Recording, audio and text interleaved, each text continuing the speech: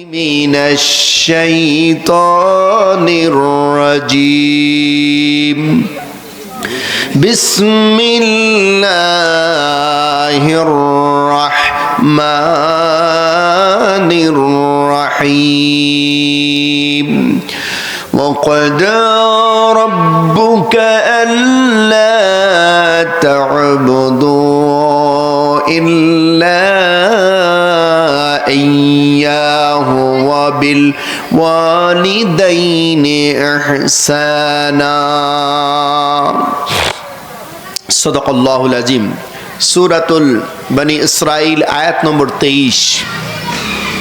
আল্লাহ পাক সুবহানাহু ওয়া তাআলা ঘোষণা করেন, ফরমান জারি করলেন, যিনি আমাদের স্রষ্টা। আমাদের স্রষ্টা কে? জোরে কোন? আল্লাহর নামটা নিলে কি কষ্ট হবে? আল্লাহর নামটা নিলে খুশি হন কে? তাও জোরে কোন না। আল্লাহর নাম নিলে খুশি হন কে? আরো জোরে কোন। আর আল্লাহর নাম নিলে বেজার হয় কে? এটা তো বুঝি আমরা, নাকি কোন? এই জন্য আল্লাহর নামটা কৃপণতা করবেন না, একটু জোরে নেবেন। রাজি আছেন ইনশাআল্লাহ? আল্লাহ কবুল করুন, জোরে কোন আমিন। আমাদের স্রষ্টা কে? আল্লাহ পাক রব্বুল আলামিন, যিনি আমাদের সৃষ্টি করেছেন, সৃষ্টি করে তিনি আইন করে দিয়েছেন, হুকুম জারি করেছেন, অর্ডার করেছেন। সুবহানাল্লাহ। আমাদেরকে কেউ পৃথিবীর কোনো মানুষ বানায় নাই, কোনো বিজ্ঞান বানায় নাই, কোনো দার্শনিক বানায় নাই, কোনো মেডিকেল সায়েন্স তৈরি করেন নাই। যিনি আমাদের সৃষ্টি করলেন তিনি হলেন আমাদের রব, আল্লাহ রব্বুল আলামিন। জোরে কোন সুবহানাল্লাহ। আমার ভাইরা, আল্লাহ রব্বুল আলামিন এক নর এবং এক নারী হইতে আমাদেরকে সৃষ্টি করলেন, আর জানায় দিলেন গোটা মানব জাতিকে, সমস্ত মানব মণ্ডলী, শুধু মুসলিম না, হিন্দু, বৌদ্ধ, খ্রিস্টান, পৃথিবীতে যত মানুষ রয়েছেন তামাম মানব জাতিকে আল্লাহ পাক রব্বুল আলামিন সূরা হুজরাতের 13 নম্বর আয়াতের মাধ্যমে জানায় দিলেন, ইয়া আইয়ুহান নাসু ইন্না খালাকনাকুম মিন যাকারিন ওয়া উনসা وجعلناكم شعوبا وقبائل لتعارفوا إن أكرمكم عند الله أتقاكم إن الله عليم خبير। আল্লাহ পাক জানায় দিলেন কোরআন কারীম সূরা হুজরাত আয়াত নম্বর 13, বললেন, হে মানব সম্প্রদায়, আমি তোমাদেরকে এক নর এবং এক নারী হইতে সৃষ্টি করেছি। সুবহানাল্লাহ। আর আল্লাহ রাব্বুল আলামিন পুরুষ জাতি বানালেন, নারী জাতি বানালেন, এরপরে বিভিন্ন গোত্রে তোমাদেরকে পরিণত করেছেন, যাহাতে তোমরা একে অপরের সঙ্গে পরিচিতি লাভ করতে পারো। আর তোমাদের মধ্যে আল্লাহর কাছে সম্মানিত ব্যক্তি হলো তারাই যারা যত বেশি আল্লাহকে ভয় করে। সুবহানাল্লাহ। আর আল্লাহ রাব্বুল আলামিন সমস্ত বিষয়ের খবর তিনি রাখেন। বলুন সুবহানাল্লাহ। তাহলে এক নর এবং এক নারী, পৃথিবীতে সৃষ্টি হলো তিন জাতের। কয় জাতের? মানুষ হিসাবে তিন শ্রেণীতে। কয় শ্রেণীতে বিভক্ত? কথা বলতে হবে কিন্তু। কয় শ্রেণী? একটা হলো নর পুরুষ, আরেকটা হলো নারী, ঠিক কিনা? আর একটা জাতি হলো যাদেরকে হিজড়া বলা হয়। কথা কোন ঠিক কিনা? যারা পুরুষও না নারীও না, এই তিন শ্রেণীতে বিভক্ত মানুষ। সম্মানিত ভাইয়ের আমার, এখন যদি কেউ মনে করে আমি পুরুষ হয়ে যাব, নারী যদি মনে করে আমি পুরুষ হয়ে যাব, আর পুরুষ যদি মনে করে আমি নারী হয়ে যাব, পারবে নাকি? কতক্ষণ পারবে? সম্মানিত ভাইয়ের আমার, এই দুঃসাহস যারা দেখাবে তারা হলো নাস্তিক, মুরতাদ, নাফরমান ব্যক্তি। এই দুঃসাহস যারা দেখাতে যাবে তারা হলো নাস্তিক, মুরতাদ এবং পৃথিবীর নিকৃষ্ট ধরনের জাতি তারা। কেননা এটার দ্বারা যেটার ইঙ্গিত করেছে সেটা হলো অর্থাৎ একজন পুরুষ হয়ে আর একজন পুরুষকে বিয়ে করবে, একজন নারী হয়ে আর একজন নারীর সঙ্গে বিয়ে করবে। জোরে কন নাউজুবিল্লাহ। এই চিত্রতা হযরত লূত আলাইহিস সালাতু ওয়াস সালাম এর সময়ে এই দুঃসাহস দেখাতে এসেছিল ওই সময়ের জাতি। হযরত লূত আলাইহিস সালাতু ওয়াস সালাম তাদেরকে দাওয়াত দিয়েছিল আর বলেছিল, তোমরা এই দুঃসাহস দেখাবা না, তোমরা নারীদেরকে বিবাহ করো বৈধ পন্থায়, তোমরা কাম চরিতার্থ করো, খবরদার এই কাজ করবা না, এটা নাফরমানি করা। কেননা আমার বন্ধুগণ, এই পৃথিবীতে একটা কুকুর একটা পুরুষ কুকুরকে বিয়ে করবে না, তাদের সঙ্গে অবৈধ কাজ করবে না, তাদের সঙ্গে মিলিত হবে না।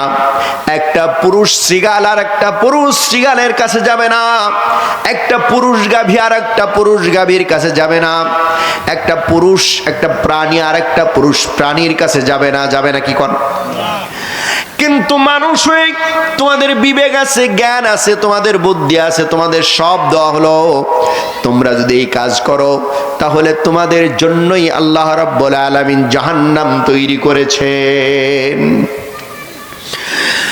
وَلَقَدْ ذَرَأْنَا لِجَهَنَّمَ كَثِيرًا مِنَ الْجِنِّ وَالْإِنسِ لهم قلوب لا يفقهون بها ولهم أعين لا يبصرون بها ولهم آذان لا يسمعون بها أولئك كالأنعام بل هم أضل وأولئك هم الغافلون। আল্লাহ রাব্বুল আলামিন বলেন, আমি কিছু জিন আর মানুষের জন্য জাহান্নামকে তৈরি করেছি। তারা হলো কারা? যাদের সুন্দর জ্ঞান দিয়েছে, বিবেক দিয়েছে, বুদ্ধি দিয়েছে, এটা দ্বারা ভালো জিনিসটা তারা বুঝেও বোঝে না। যাদেরকে আল্লাহ পাক চোখ দান করেছেন, সেই চোখ দিয়ে ভালো জিনিস তারা দেখেও দেখে না। যাদের কান আল্লাহ পাক দান করেছেন, সেই কান দিয়ে ভালো জিনিস শুনেও তারা শোনে না, ভালো জিনিস বুঝেও বোঝে না, ভালোটাকে দেখেও দেখে না, ভালোটাকে শুনেও শোনে না। এরা হলো চতুষ্পদ প্রাণী। আল্লাহ পাক বললেন উলাইকা কাল আনআম, ওরা হলো চতুষ্পদ প্রাণী। এতটুকু বলেই ক্ষান্ত হলেন না, আরো বললেন বাল হুম আদল, বরং তার চাইতেও নিকৃষ্ট, তার চাইতেও অধম। কেননা একটা কুকুর, আপনি বাড়িতে যখন উদ্বৃত্ত খাবারগুলো, অতিরিক্ত নষ্ট খাবারগুলো কুকুরকে দেন, কুকুর আপনার বাড়িতে খায় আর আপনার বাড়ির পাহারাদার হয়ে যায়। আপনি যখন বাড়িতে ঢোকেন, কুকুর দৌড় দিয়ে আপনাকে ওয়েলকাম জানায় আর ল্যাস নাড়ায় ওয়েলকাম জানায়, আহলান সাহলান মারহাবা জানায়, আপনাকে চেনে। আপনি যদি ডাক দেন, ও যেখানেই থাকুক না কেন দৌড় দিয়ে চলে আসে। একটা কুকুর যাকে আমরা সবচাইতে দুর্বল অথবা ঘৃণা করি, ওই কুকুর তার মালিক, তার প্রভু, তার মালিককে সে চেনে। চেনে কিনা বলেন? কথা বলেন, চেনে না? আল্লাহ পাক বলেন, বান্দা তোদেরকে আমি জ্ঞান দিলাম, চক্ষু দিলাম, বিবেক দিলাম, বুদ্ধি দিলাম, এত কিছু দান করলাম, সুন্দর আকৃতি দিলাম, সুন্দর করে বানালাম, তুমি তোমার রব যিনি তোমার স্রষ্টা তাকে তুমি চেনো না। সম্মানিত ভাইয়ের আমার, আল্লাহ রাব্বুল আলামিন এই জন্য এদের জন্যই আল্লাহ পাক জাহান্নাম তৈরি করলেন। যেই রব আমাদের স্রষ্টা আমাদেরকে সৃষ্টি করলেন, আমাদের সৃষ্টি করার পর দুনিয়ার জমিনে আমাদের জীবন দান করলেন। আমাদের জীবন দিয়েছেন কে? আল্লাহ। জোরে কোন আল্লাহ। কে দিয়েছেন জীবন? আল্লাহ রাব্বুল আলামিন বলেন আল্লাযী খালাকাল মাউতা ওয়াল হায়াতা লিয়াবলুয়াকুম আইয়ুকুম আহসানু আমালা। তিনি তো সেই আল্লাহ যিনি তোমাদেরকে জীবন দান করেছেন, সৃষ্টি করেছেন, জীবন এবং মৃত্যুর যিনি সৃষ্টি করেছেন, অর্থাৎ আমার জীবনও যিনি দিলেন, মৃত্যু যিনি দিবেন, আমাদেরকে তৈরি করলেন, সে রব্বুল আলামিন যিনি আমাদেরকে দুনিয়াতে পাঠায় দিলেন। জোরে কোন সুবহানাল্লাহ।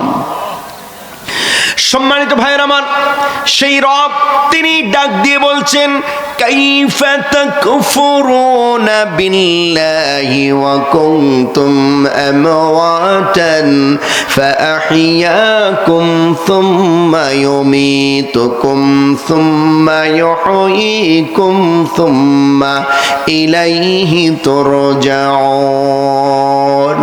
আল্লাহ পাক বলেন, বান্দারা তোমরা কেমন করে অকৃতজ্ঞ হও, না শুকরি করো, আমার নাফরমানি তোমরা কেমন করে করো। তোমরা ছিলে নির্জীব, তোমাদের কোনো অস্তিত্ব ছিল না, আমি রব্বুল আলামিন তোমাদেরকে জীবন দান করেছি, আবার তোমাদেরকে আমি রব্বুল আলামিন মৃত্যু দেব, মৃত্যুর পরে তোমরা যেই হও না কেন আমার কাছেই তোমাদেরকে ফিরে আসতে হবে।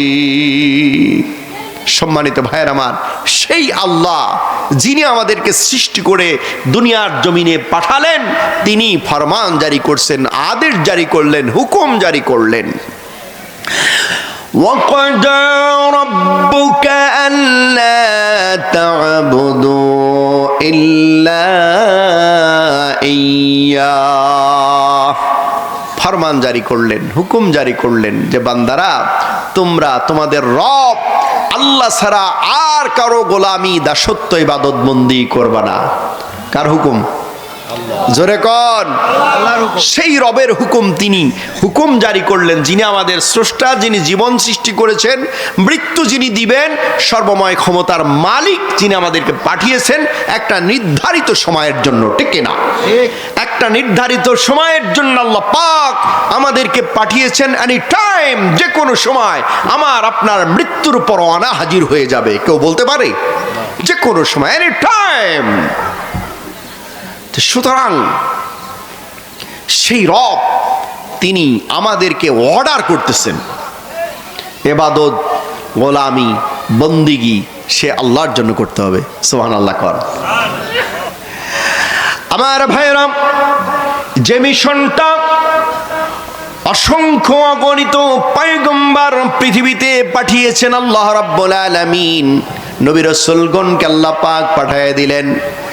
وَلَقَدْ بَعَثْنَا فِي كُلِّ أُمَّةٍ رَسُولًا أَنِ اعْبُدُوا اللَّهَ وَاجْتَنِبُوا الطَّاغُوتَ।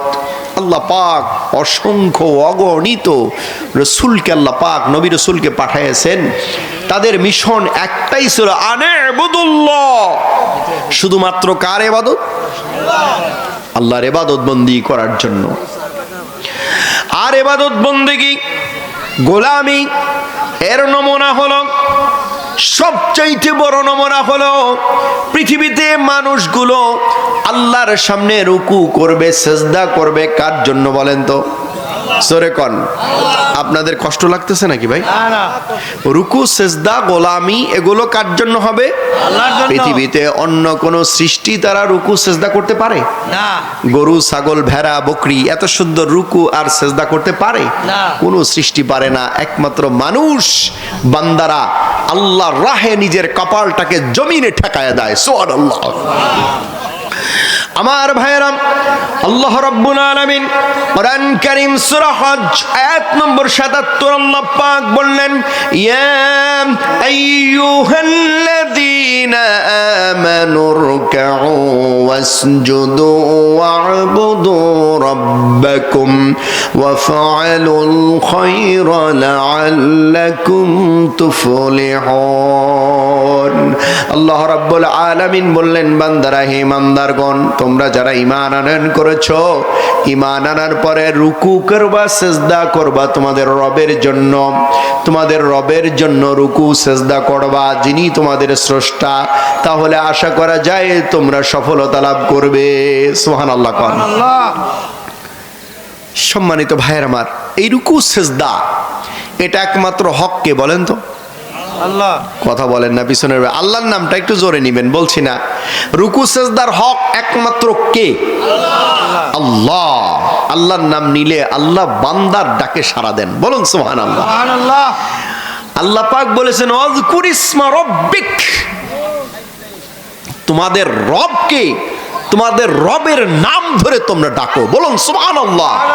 আর আল্লাহর যত নাম আছে, আল্লাহ নামের চাইতে মধুর নাম আছে? আল্লাহু আকবার।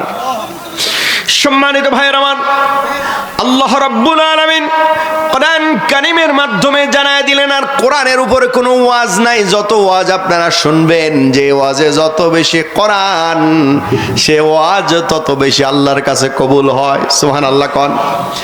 এই জন্য সর্বপ্রথম কথা হলো আল্লাহর গোলামি করার জন্য আল্লাহ পাক আমাদের পাঠাইছেন। সুবহানাল্লাহ কোন। ইবাদত করার জন্য কার বলেন তো? وما خلقت الجن والإنس إلا ليعبدون, আমি জিন আর মানুষকে তৈরি করেছি আমার ইবাদতের জন্য। সুবহানাল্লাহ। এখন বলেন, কিছু মানুষ আছে, হুজুর ইবাদত কি খালি মসজিদে যা বসে থাকবো? মসজিদে বসে থাকার নাম ইবাদত নাকি? বন্ধুরা আমার, ইবাদত হলো আল্লাহর গোলামি করা, আল্লাহর হুকুমের কাছে মাথা নত করে দেওয়া। আমি আমি আমি বলতে কিছুই নেই, আমার বলতে কিছু নাই। আমি যখন মুসলমান হয়েছি, আমার বলতে আর কিছু থাকবে না। আমার পাওয়া, আমার খাওয়া, আমার চাকরি, আমার ব্যবসা, আমার ক্ষেত খামার, আমার যা কিছু হবে শুধুমাত্র আমার আল্লাহ রাব্বুল আলামিনের জন্য হবে। সুবহানাল্লাহ বলবেন না? ইন্না সালাতি ওয়া নুসুকি ওয়া মাহইয়ায়া ওয়া মামাতি লিল্লাহি রাব্বিল আলামিন। আমার নামাজ, আমার নামাজ, আমার কুরবানি, আমার জীবন, আমার মরণ, আমার হায়াত, আমার সব কিছু আমার আল্লাহ রাব্বুল আলামিনের জন্য। জোরে কোন সুবহানাল্লাহ। তার মানে যখন একজন মুমিন হয়ে যাবে, মুসলমান হয়ে যাবে, তখন আর তার নিজের কোনো কিছু থাকবে না। সেজন্য আল্লাহর কাছে আত্মসমর্পণ করলো। আমার বন্ধুগণ, বর্তমান সময়ে যারা রাষ্ট্রপ্রধান, স্বরাষ্ট্রমন্ত্রীর কাছে যদি কোনো প্রকার সর্বহারা অথবা সশস্ত্র যারা নিষিদ্ধ বাহিনী, তারা যখন আত্মসমর্পণ করে, স্বরাষ্ট্র মন্ত্রণালয়ে স্বরাষ্ট্রমন্ত্রীর কাছে পুলিশ থাকে, ওসি থাকে, এসপি থাকে, তাদের সামনে অস্ত্র জমা দেয় আর হাতগুলো উঁচু করে, করে কিনা বলেন? হাত উঁচু করলো, ওদেরকে ধরে জেলখানায় ঢুকানো হলো। জেলখানায় যখন চলে গেল, ওদের আর নিজের কিছু থাকলো না, ওদের নিজের মন চাহে জিন্দেগি থাকবে না। ওই জেলাররা আইন অনুযায়ী তাদের হুকুম মানতে হবে, ঠিক কিনা বলেন? কথা কন না, ঠিক না? তখন আর আমার কিছু থাকবে না, আমি আসামি হয়ে গেছি, আমি আত্মসমর্পণ করেছি, আমার বলতে কিছু থাকবে না। আমি যা করব সব তাদের হুকুম মেনে চলবো, ঠিক কিনা? আমার আল্লাহ রাব্বুল আলামিন বলেন, বান্দা তুমি যখন মুসলমান হয়েছো, তুমি যখন আমার গোলাম হয়েছো, তখন আর তোমার কিছু থাকবে না, তোমার সব কিছু একমাত্র শুধুমাত্র আমার জন্যই হবে। যখন আমার জন্যই হবে, তখন তুমি হবে আমার গোলাম। সুবহানাল্লাহ। তার মানে হলো, যখন আপনি সবচাইতে আল্লাহর গোলামির বড় নমুনা হলো নামাজের মাধ্যম দিয়ে আল্লাহর গোলামি করা। আমি কান ধরলাম, আমি কান ধরে মাথা নোয়ায় দিলাম, মাথা নোয়ানোর পর রুকু করলাম, রুকুর পরে উঠে দাঁড়ালাম, আবার আল্লাহর কুদরতি পায়ে কদমে আমরা সেজদায় চলে গেলাম। সুবহানাল্লাহ। এটা হলো গোলামির সবচাইতে বড় নমুনা। এই জন্য দুনিয়ার জমিনে যারা আল্লাহকে সেজদা করে, কিয়ামতের ময়দানে ওরা জান্নাতে যাবে। সুবহানাল্লাহ। যারা বলে নামাজ না পড়লে ঈমান ঠিক, ভুল কথা। আরে নামাজ যদি না থাকে ইমান তো ঠিক নাই। ইমানের বহির প্রকাশ, ইমানের সিমটম, ইমানের নিদর্শন হবে তুমি যখন আজান দিলে মসজিদে চলে যাবে, আল্লাহকে সিজদা করবে, আল্লাহর কুদরতি কদমে তোমার কপালটা লোটায় দিবা, তখনই তো তুমি মুমিন দাবি করতে পারবা, তখনই তুমি তো মুসলমান দাবি করতে পারবা। কেননা কিয়ামতের ময়দান যখন হবে, অসংখ্য অগণিত মানুষগুলো কিয়ামতের ময়দানে উলঙ্গ অবস্থায় উঠবে, নরনারী। পানি থাকবে না, ছায়া থাকবে না, সূর্য অতি নিকট থেকে কিরণ দিবে, ভয়াবহ অবস্থা, কেউ কারো চিনবে না, দৌড়াদৌড়ি ছুটাছুটি করতে থাকবে। আল্লাহ রাব্বুল আলামিন করবেন, হুকুম জারি করবেন, আমার বান্দারা তোমরা আমাকে সিজদা করো। ইয়াউমা ইউকশাফু আন সাকিন ওয়া ইউদআউনা ইলাস সুজুদি ফালা ইয়াস্তাতিউন। ওই উলঙ্গ অবস্থায় খালি পায়ে যখন উঠবে বান্দারা, আল্লাহ পাক বলবেন বান্দারা আমাকে সিজদা করো। দুনিয়ার জমিনে যারা আজান দিলে মসজিদে যে নামাজ আদায় করত, যারা আল্লাহর হুকুম পালন করত, আল্লাহর গোলামি করত, আল্লাহর কুদরতি পায়ে সিজদা করত, সঙ্গে সঙ্গে জমিনে তারা সিজদায় পড়ে যাবে। আর দুনিয়ার জমিনে যারা আল্লাহকে সিজদা করে নাই, নামাজ আদায় করে নাই, সালাত আদায় করে নাই, ওরা হাজারো চেষ্টা করেও সামনে ঝুঁকতে পারবে না। ওরা যত সিজদার দিকে যেতে থাকবে, ওদের মাথা পিছন দিক দিয়ে যেতে থাকবে, সিজদায় মাথা ঝুঁকাতে পারবে না। এমন করুণ অবস্থা হবে ওদের, কেউ তো থাকবে না, নেতা পাতা কেউ থাকবে না, কোনো মন্ত্রী থাকবে না, দলের লোক থাকবে না, চেয়ারম্যানই থাকবে না, কোনো বড় ভাই থাকবে না, কোনো নেতা থাকবে না, কোনো প্রেসিডেন্ট, কোনো মন্ত্রী থাকবে না, কেউ কারো চিনবে না। আল্লাহ রাব্বুল আলামিন সিংহাসনে বসবেন, বিচারকের আসনে বসবেন, আর বলবেন বান্দারা আজকে আমাকে সিজদা করো। আজ তো তোমার নেতা নাই, তোমার মন্ত্রী নাই, তোমার এমপি নাই, তোমার চেয়ারম্যান নাই, তোমার দলের লোক নাই। আমার ভাইরা সিজদা যখন দিতে পারবে না, ও নরনারীরা শোনো, খাশিআতান আবসারুহুম তারহাকুহুম যিল্লাহ ওয়া ক্বাদ কানু ইউদআউনা ইলাস সুজুদি ওয়া হুম সালিমুন। লাঞ্ছনা, গঞ্জনা, ভয় ভীতি ওদেরকে পরিবেষ্টন করে রবে। অথচ দুনিয়ার জমিনে যখন দ্বীনের দায়ীরা, কোরআনের ধারক বাহকেরা, ইমাম উলামায়ে কেরাম বারবার করে বলেছিল, আল্লাহর বান্দারা তোমরা নামাজের দিকে আসো, কল্যাণের দিকে আসো, তোমরা খারাপ ছেড়ে দাও, জিনা ব্যভিচার ছেড়ে দাও, সুদ ঘুষ দুর্নীতি ছেড়ে দাও, তোমরা হারামি ছেড়ে দাও, আল্লাহর কাছে নিজেকে সমর্পণ করো, আল্লাহকে সিজদা করো, নামাজের দিকে আসো, কল্যাণের দিকে আসো। ওই মানুষগুলো তখন সুস্থ সবল ছিল, কিন্তু ঘাড় মড়িয়ে অন্য দিকে ফিরে চলে গিয়েছিল। আছে কিনা কোন? আছে না? আজান হয়, সে চার দোকানে আড্ডা দেয়, আজে বাজে কথা বলে, মুমিনদেরকে নিয়ে, ইমানদারদেরকে নিয়ে। আছে কিনা বলেন? কথা বলেন না কেন? আছে না? সম্মানিত ভাইয়ের আমার, আল্লাহ পাক রব্বুল আলামিন বলবেন বান্দারা তোমাদের যখন ডাকা হতো তোমরা ঘাড় মুড়িয়ে চলে যেতে, সুস্থ সবল ছিলে, কিন্তু তোমরা নামাজে আসো নাই, আল্লাহকে সিজদা করো নাই, আল্লাহর হুকুম মেনে নেও নাই। তখন বলা হবে আমতাজুল ইয়াউমা আইয়ুহাল মুজরিমুন। হে অপরাধীর দলেরা, হে নাফরমানের দলেরা, তোরা দূর হয়ে যা, পৃথক হয়ে যা। আর কোন উপায় থাকবে না। সম্মানিত ভাইয়ের আমার, সুতরাং এক নম্বর কথা হলো আল্লাহর গোলামি করা, আল্লাহর কাছে নিজেকে সমর্পণ করা নামাজের মাধ্যমে। তারপরে কথা হলো আমার বলতে আর কিছু থাকবে না, আমি যা করব আমার ব্যবসাও হবে কার জন্য? কথা বলেন না, কার জন্য? আপনাদের কষ্ট হচ্ছে নাকি বুঝতে? না না, আল্লাহু আকবার। ব্যবসাটা হবে কার জন্য? আমার ক্ষেত খামার কার জন্য হবে? আল্লাহর জন্য। আমার বন্ধুগণ, আল্লাহর জিকির অর্থাৎ বান্দা সর্বাবস্থায় আল্লাহর স্মরণ করবে, আল্লাহর জিকিরে রত থাকবে। এই জিকির মানে শুধু জবানের জিকির নয়, এই জিকির মানে হলো আল্লাহর স্মরণ করবে সর্ব অবস্থায়। যখন ক্ষেত খামার করবে, ক্ষেতের মধ্যে ফসলের মধ্যে ভেজাল দিবে না, কেননা কেউ দেখে না। দেখেন কে? আল্লাহ। জোরে কন আল্লাহ। আমি ওজনে কম দেব না, ওজনে কম দিলে কেউ দেখলো না, দেখলেন কে? আল্লাহ। আমি যখন চাকরি করছি, আমার দায়িত্ব বাদ দিয়ে আমি যখন সাধারণ জনগণের কাছ থেকে ঘুষের টাকা নেব, টেবিলের তল দিয়ে ব্রিফকেসের মাধ্যমে, কেউ দেখলো না। সরকারকে ফাঁকি দিলাম, অফিসকে ফাঁকি দিলাম, একজন দেখলেন, তিনি কে? আল্লাহ।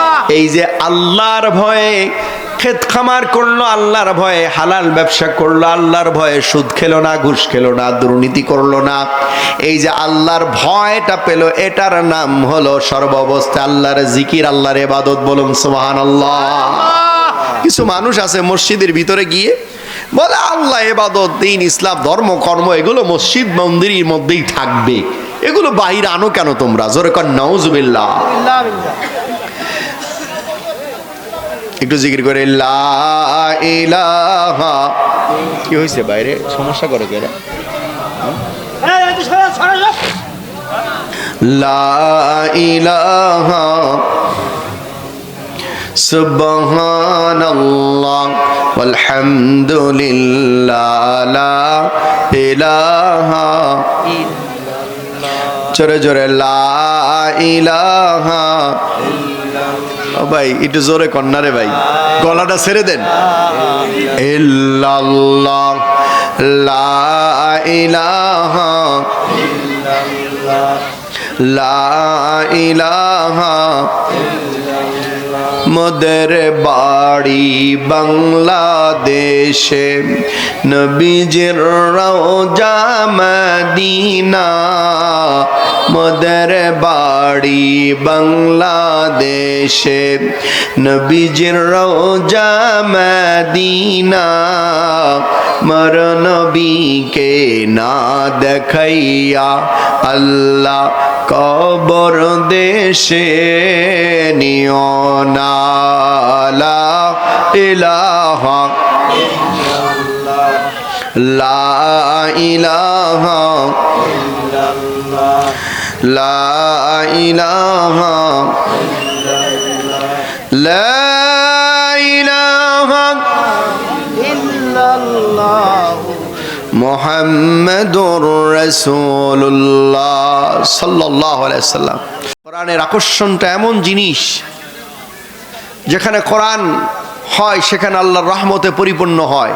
সুবহানাল্লাহ। আর শয়তান এটা বরদাস্ত করতে পারে না, তখন দুষ্ট ছেলেদেরকে লেলিয়ে দেয়, তোমরা হইহুল্লা করো, ডিস্টার্ব করো, বাধার সৃষ্টি করো। আল্লাহ আমাদের হেদায়েত দান করুন, জোরে কান আমিন। আলোচনার লাইনটা একটু কেটে গেল, আবার আমরা শুরু করি। যে আয়াতের দ্বিতীয় অংশটা আমি এখন আলোচনা করেই বিদায় নেব ইনশাআল্লাহ। আর আধা ঘন্টা আলোচনা চলবে আমার ইনশাআল্লাহ। একটু খেয়াল করে শুনবেন, আশা করি আল্লাহর কোরআন থেকে কিছু নূর পেয়ে যাবেন ইনশাআল্লাহ যারাই শুনবে। কেননা আমি আল্লাহর গোলাম, কিন্তু বলছি কার কথা? আল্লাহর কথা, আল্লাহর কালামের কথা। আল্লাহু আকবার। আমার বন্ধুরা, আল্লাহ রাব্বুল আলামিন এই কোরআন কারীমে সূরা বনী ইসরাঈল 23 নম্বর আয়াতের মাধ্যমে ফরমান জারি করলেন, হুকুম জারি করলেন, ইবাদত বন্দেগী গোলামি দাসত্ব হবে আল্লাহ রাব্বুল আলামিনের জন্য। এর পরের অংশ হলো ওয়াবিল ওয়ালিদাইনি ইহসানা।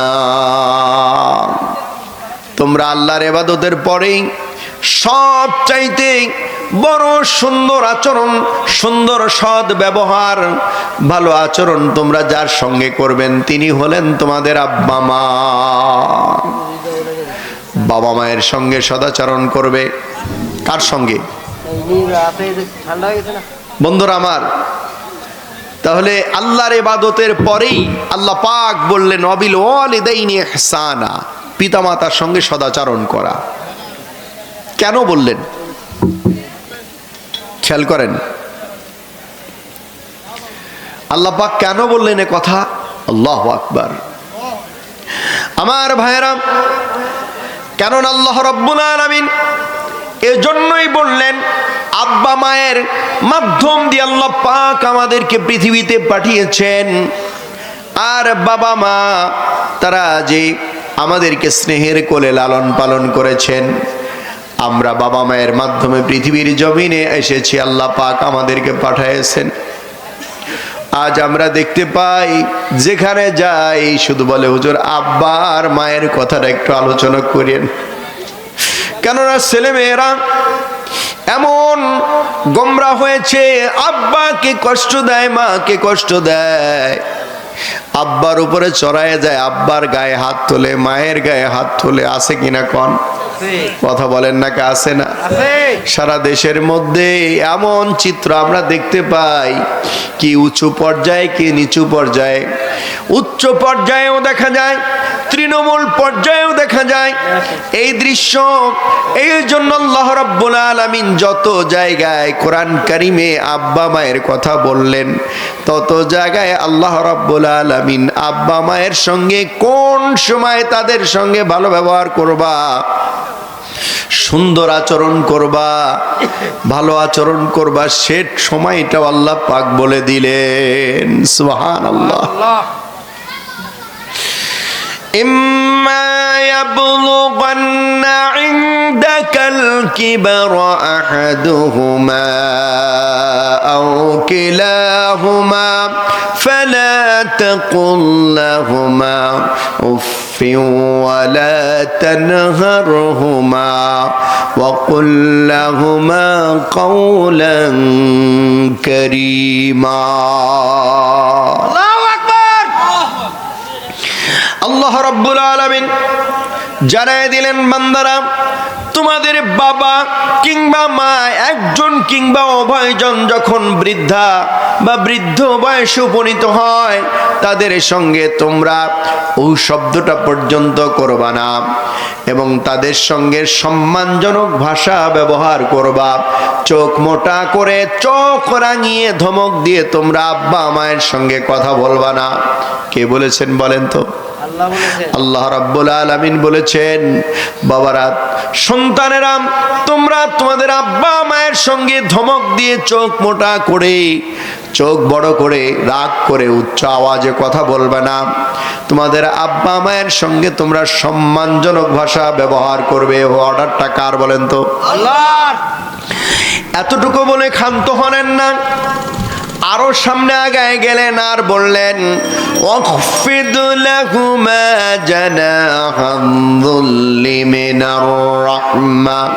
তোমরা তোমাদের বাবা মায়ের প্রতি এমন দয়ার হাত, মায়ার হাতকে প্রসারিত করে দাও, যেভাবে একটা মুরগি, একটা পাখি তার বাচ্চাকে যখন খাওয়াচ্ছিল, উঠানের উপরে, মাটির উপরে হঠাৎ করে দেখলো উপরে কাক বা চিল এসে গেছে, ওই মা পাখিটা তার ডানাটা সরিয়ে দেয় আর বলে, বাবারা আমার ডানার মধ্যে তোমরা ঢুকে যাও, কেননা তোমাদের চিলে নিয়ে নেবে, কাকে নিয়ে নেবে, এভাবে ডানার মধ্যে ঢুকায় দেয়।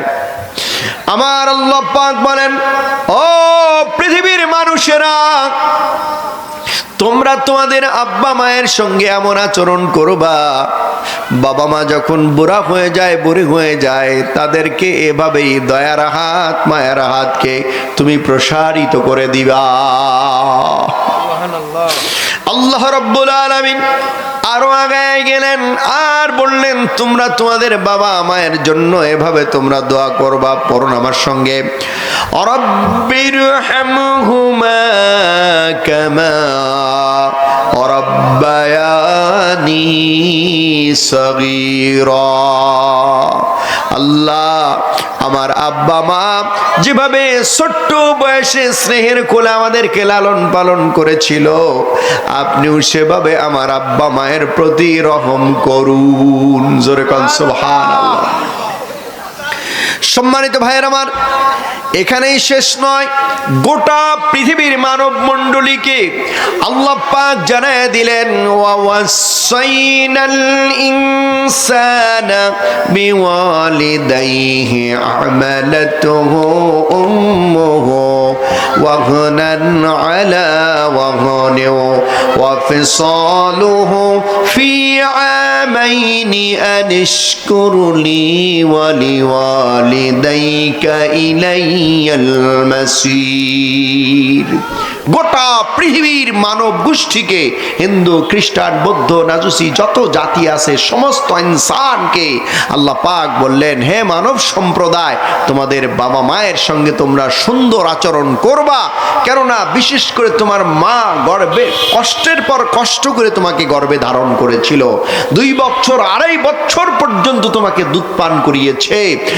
আর তোমরা তোমাদের পিতামাতার আনুগত্য করবে, কৃতজ্ঞতা প্রকাশ করবে, আর আমার কৃতজ্ঞ হবে। কেননা তুমি যেই হও না কেন আমার কাছেই তোমাদেরকে ফিরে আসতে হবে।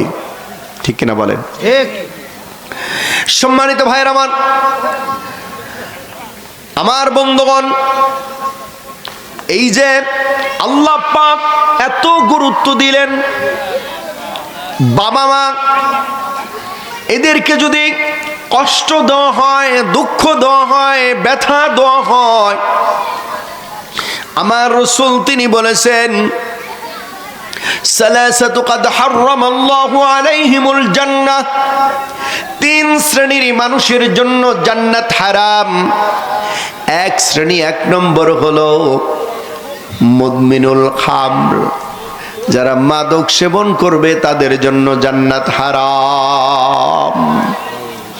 2 নম্বর হলো পিতামাতার অবাধ্য সন্তান। আর 3 নম্বর হলো ওয়াদ্দায়ুস, যাদের সামনে অশ্লীল খারাপ কাজ সংগঠিত হয় তারা নিজেরা বাধার সৃষ্টি করে না, অন্যায়টাকে প্রতিহত করে না, আরো উস্কায়ে দেয়। এরা হলো দায়ুস। এই 3 শ্রেণীর মানুষের জন্য জান্নাত হারাম, এরা জান্নাতের সুঘ্রাণটা পর্যন্ত পাবে না। এই হাদিসের গবেষণা যখন করতে যাই, রাসূল বললেন মাদক সেবনকারী যারা, তারা জান্নাতের সুঘ্রাণ পাবে না। মাদক এটা ভয়াবহ, ঠিক কিনা কন? মাদক সেবন করা, মাদক বিভিন্ন নামে উপনামে আছে কিনা কন? বাবা, গাঁজা, ইয়াবা, আরো কত কি নামে মাদক সেবন করে। আমি দেখেছি একটা পরিবারের সন্তান নেশাগ্রস্ত হয়ে ওই পরিবারটাও ধ্বংস করে, নিজেও ধ্বংস হয়ে যায় কিনা কন? কথা বলেন না? আমার বন্ধুগণ, যেই মাদককে নিষিদ্ধ করেছেন কে বলেন তো? সরকার মাদক নিয়ন্ত্রণ করে তাদের স্বার্থে, কিন্তু নিষিদ্ধ করে নাই, নিয়ন্ত্রণ করে। একদিক দিয়ে ট্যাক্স বসায় টাকা নেয়, আর একদিক দিয়ে কয় মাদক খায়ও না। কথা কন না কে?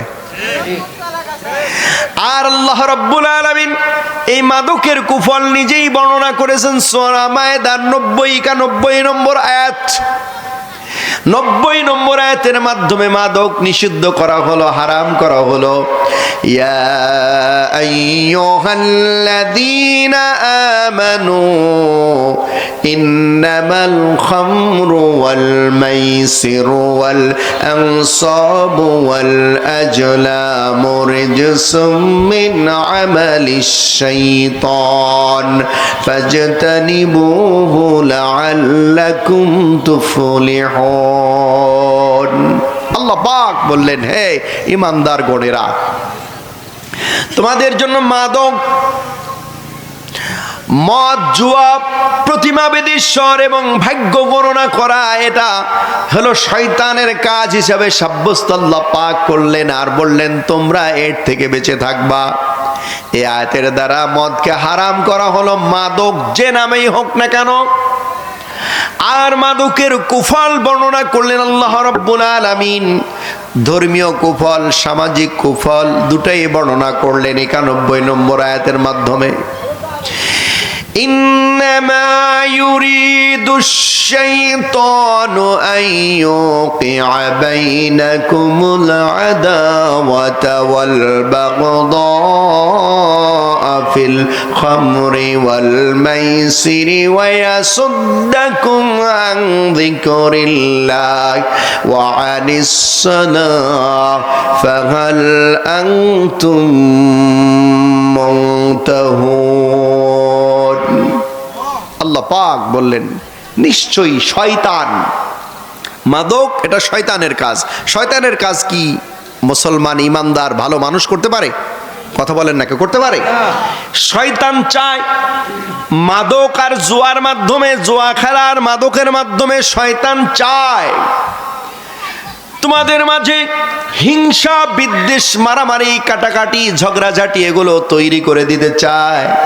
সামাজিক শান্তিকে বিনষ্ট করে দিতে চায় শয়তান মাদক এবং জুয়ার মাধ্যম দিয়ে। সমাজটাকে নষ্ট করে দেয় শয়তান। আর 2 নম্বর হলো মাদক আর জুয়া, এটার মাধ্যম দিয়ে তোমাদের নামাজ থেকে, আল্লাহর জিকির থেকে, কোরআন থেকে গাফেল করে দেয়, বাধার সৃষ্টি করে দেয়। এরপরেও কি তোমরা মাদক থেকে নিবৃত হবা না? সম্মানিত ভাইয়ের আমার, আমি চিন্তা করলাম এই 3টা জিনিসের প্রথমে মাদকের কথা বললেন কেন আল্লাহ? 2 নম্বর বাবা মায়ের কথা বললেন। তার মানে হলো যারা মাদক সেবন করে, নেশাগ্রস্ত হয়ে যায়, ওরাই বেশি নিজের বাবা মাকে ব্যথা দেয়, কষ্ট দেয়। ঠিক কিনা কোন? ঠিক না?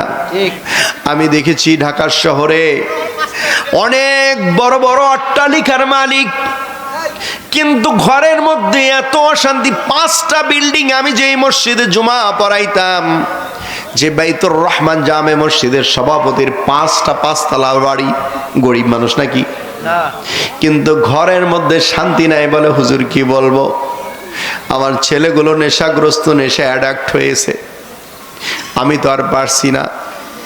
কি বলবো, শান্তি নাই, শান্তি নাই। আসলে টাকার মোহে, অর্থবিত্তের কারণে এমন অবস্থা হয়েছে। ওই বাবা এত কষ্ট করে সন্তানকে লালন পালন করে বড় করেছে, নেশাগ্রস্ত হয়ে ওই বাবা মাকেই মাঝে মাঝে বলে আমার উপরে হাত তোলে, ব্যথা দেয়, কষ্ট দেয়। আমার বন্ধুগণ, আমি পত্রিকার মধ্যে দেখেছি এক মা মায়ের কাছে এসে সন্তান বলেছে, মা তুমি টাকা দাও, কেননা মা জানে সন্তান টাকা নিয়ে মাদক সেবন করবে। মা বলছে টাকা দিতে পারবো না। তখন বলতেছে টাকা তুমি দিবা না? বলে দেব না। এবার সন্তান রাগ হয়ে বাইরে চলে যায়। যাওয়ার পরে ওর বন্ধুদের সঙ্গে মাদক সেবন করে নেশাগ্রস্ত হয়ে রাতের বেলা, সন্ধ্যার পরে যখন এশার নামাজের আগে বা পরে, ঘরের মধ্যে ঢুকে একটা ছুরি নিয়ে মাকে এমন ভাবে আঘাত করেছি, মা রক্তাক্ত হয়ে গেছে, চিৎকার মেরেছে। ওই সন্তান ছুরি মেরে ঘর থেকে বের হয়ে যায়। মায়ের চিৎকারের আওয়াজ শুনে পাশের লোকজন দৌড়ে এসে দেখে মা রক্তাক্ত পড়ে আছে, দৌড়ে হাসপাতালের দিকে নিয়ে যাচ্ছে। আর মা চিৎকার দিয়ে কাঁদছে, বলছে বাজান রে, তুই আজকে এমন ভাবে মারলি, তোকে আমি গর্ভে ধারণ করেছি, কত কষ্ট করেছি, রাতের বেলা ঘুমাতে পারি নাই, তুই তো বুক ভরে প্রস্রাব করেছিস, পায়খানা করেছিস। তুই যখন আঁচু ঘরে এসেছিলি, আমি যদি জানতাম তুই আজকে এরকম হবি, তাহলে তোকে আমি আঁচু ঘরেই গলা টিপে মেরে ফেলতাম। চিৎকার পাড়ছে। আর লোকজন ধরে যখন হাসপাতালের দিকে নিয়ে যায়, ওই মা চিরতরে দুনিয়ার থেকে চলে যায়। আমার ভাইয়েরা শুনে রাখুন, যেই সন্তান মা বাবাকে কষ্ট দেয়, আল্লাহর হাবিবের কাছে একজন সাহাবী এসে বললেন, হুজুর আমার মা বাবার আমি কেমন করে খেদমত করব, কি হক তারা রাখে? আমার রাসূল বললেন, হুমা জান্নাতুকা ওয়া নারুকা, তোমার মা বাবা হলো তোমার জন্য জান্নাত অথবা জাহান্নাম। তোমার মা বাবা যদি তোমার উপরে খুশি থাকে, তাদের সঙ্গে ভালো ব্যবহার করতে পারো, তাহলে আল্লাহও খুশি হয়ে যাবে, তোমাকে জান্নাত জান্নাত দিবে।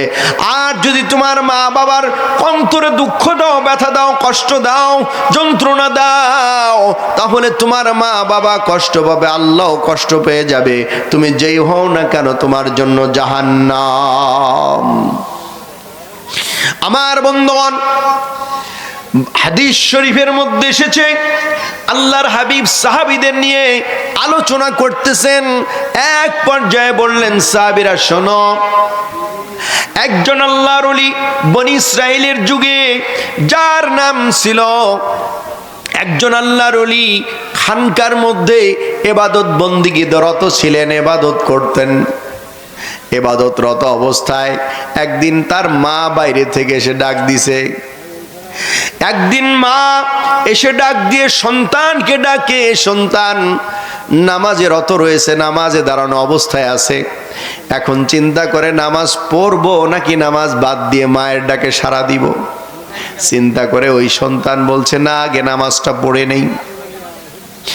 নামাজটা পড়ে নেই। নামাজ শেষ করতে করতে দেরি হয়ে যায়। মা তার জবান দিয়ে বদদোয়া বের হয়ে গেছে, আল্লাহ, আমার সন্তান আমার ডাকে সাড়া দিল না, তুমি ওকে জেনাকারিনী, ব্যভিচারিণী নারীর চেহারা না দেখাইয়া ওকে মৃত্যু দিও না।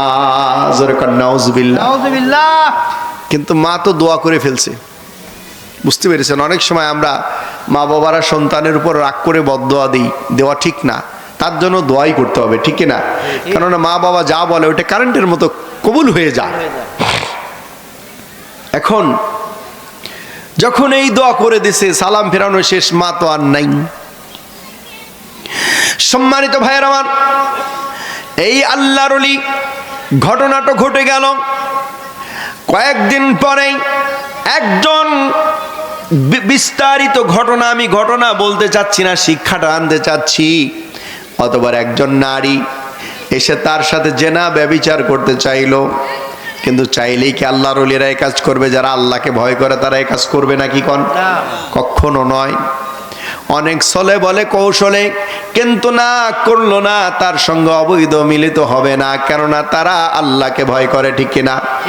সবার অগোচরে আমি রাতের অন্ধকারে কি করছি না করছি সব কে দেখেন?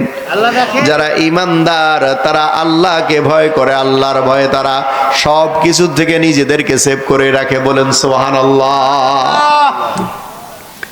এরপরে আল্লাহর ওলি, নামটা আমার খেয়াল আসতেছে না, হ্যাঁ, জুরাইজ, আল্লামা জুরাইজ রহমাতুল্লাহ আলাইহি, আল্লাহর ওলি।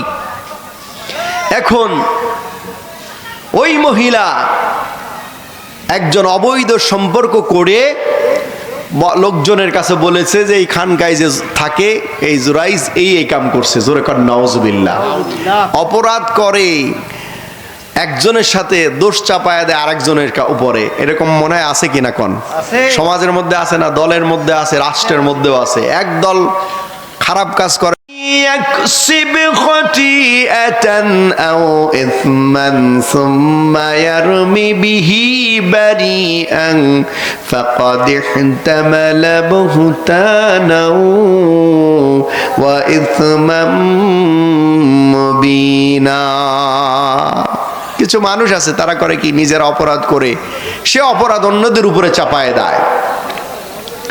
নিজেরা চুরি করে অন্যদের উপরে চাপায় দেয়, নিজেরা সন্ত্রাসী করে অন্যদের উপরে চাপায় দেয়, নিজেরা গাড়ি পোড়ায় অন্যদেরকে মা নামে মামলা দেয়। আছে কিনা? কোন কথা কয় না রে ভাই, রাগ করলেন নাকি? নিজেরা ক্ষমতার জোরে সব নিরীহ মানুষের উপরে চাপায় দেয়। এই শ্রেণীর মানুষ যারা নিজেরা অন্যায় করে ভালো মানুষদের উপরে চাপায় দেয়, আল্লাহ পাক বলেন ওরা বোঝে না ওদের নিজের কাঁধের উপরে বড় অপরাধ ওরা চাপায় নিল। কেউ দেখেন, আল্লাহ দেখেন, বিচার তো আল্লাহ পাক কিয়ামতের ময়দানে করবেন, ঠিক কিনা? দুনিয়াতেও বিচার হয় কিনা বলেন?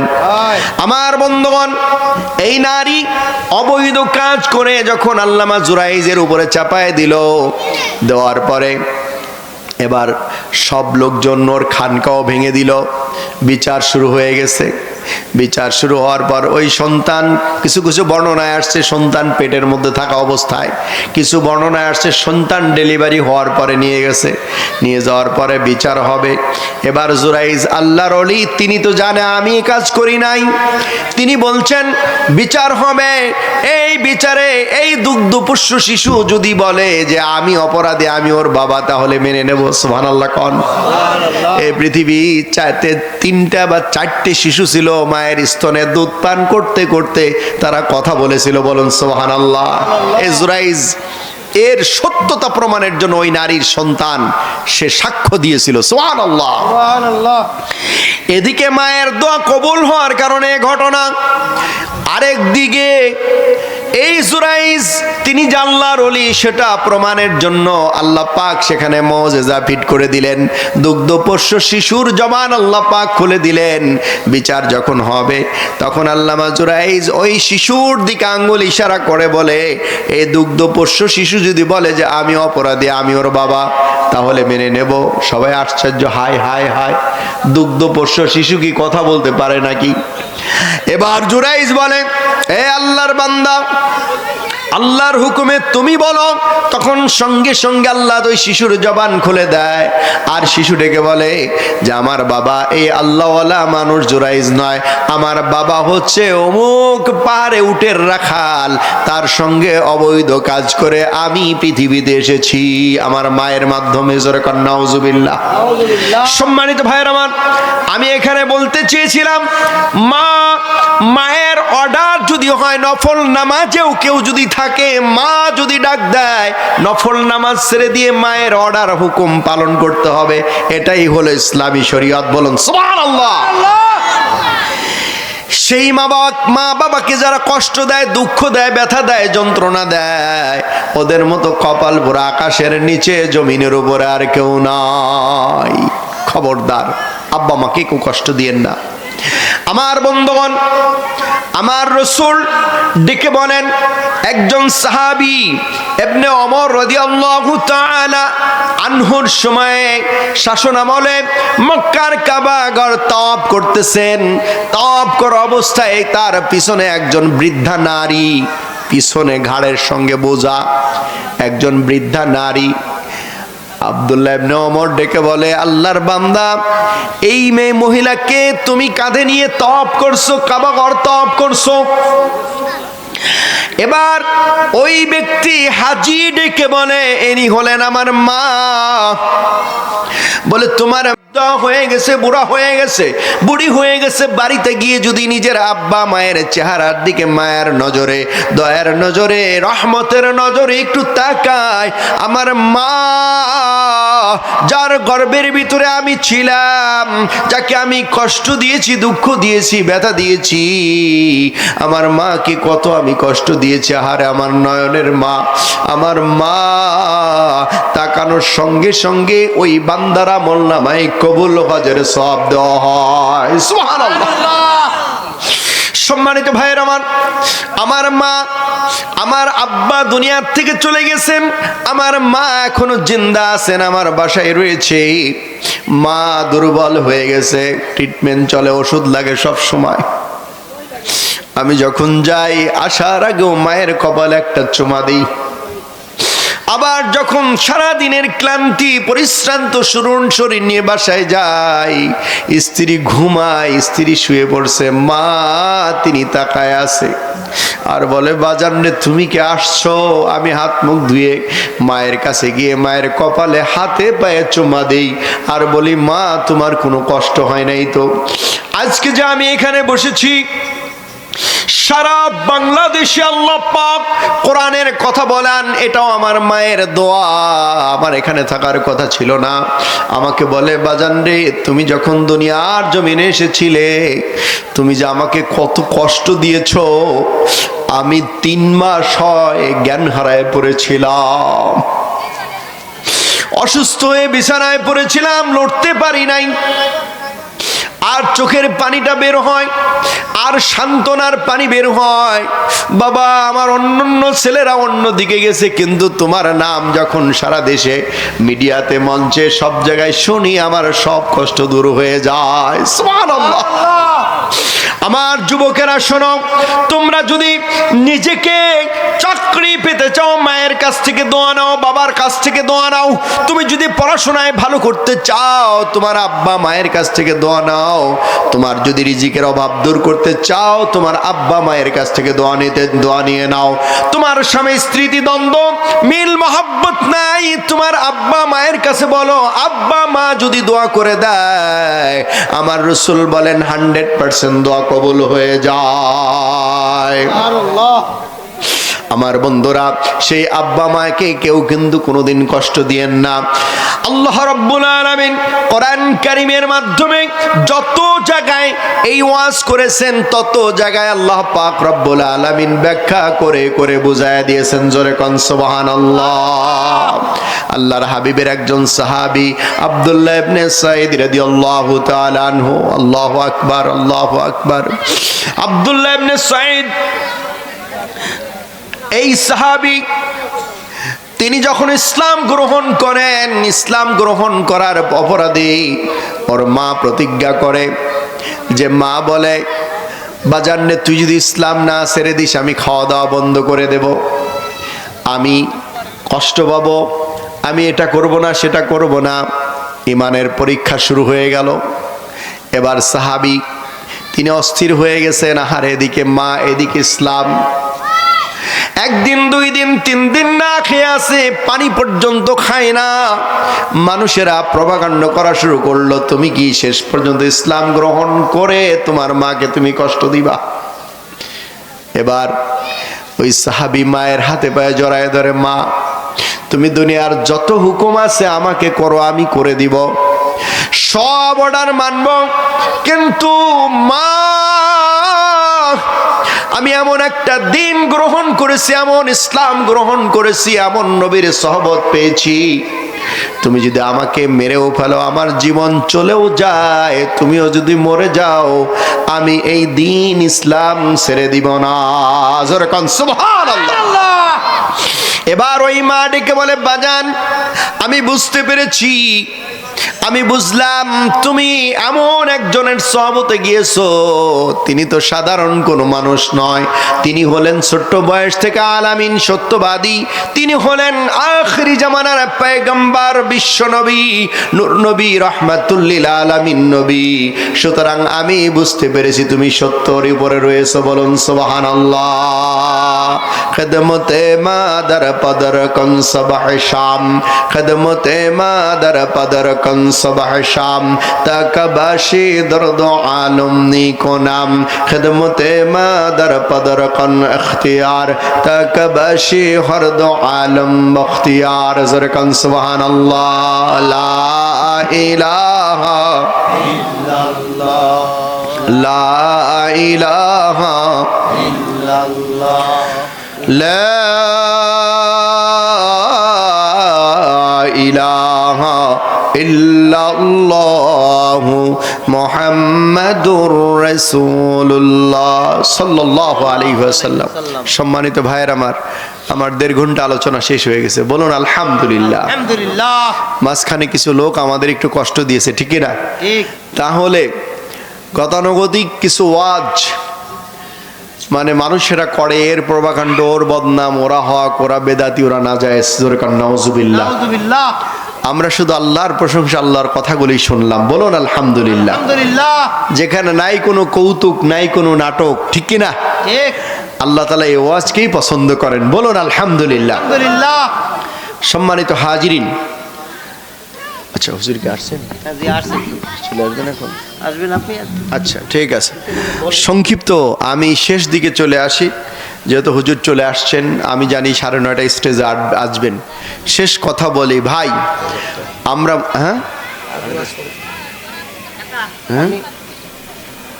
আমি জানি হুজুর চলে আসছেন। বলো নারে তাকবীর, নারে তাকবীর।